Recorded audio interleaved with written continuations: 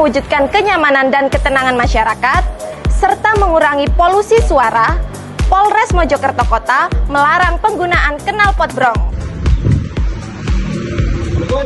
Waalaikumsalam. Mas siapa? Dari apa, Mas? Mas ini saya dari Satlantas Polres Mojokerto Kota. Untuk saat ini kita lagi perang, lagi melarang untuk pemasangan knalpot brong karena sangat merugikan masyarakat, juga melanggar undang-undang. Nah, tapi ini siapa yang masang ini? Saya, Pak. Mas saya, milik orang mana? Milik orang sini aja. Ya, sini aja ya. Tolong dihimbau untuk dilepas. Ya, terus lain kali kalau ada yang minta dipasangkan, minta dibantu ya. Tidak usah dikasih tahu, tidak usah masang knalpot brong.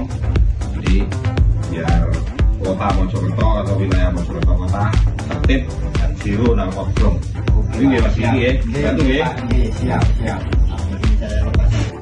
Tertib berlalu lintas cermin budaya bangsa. Salam presisi.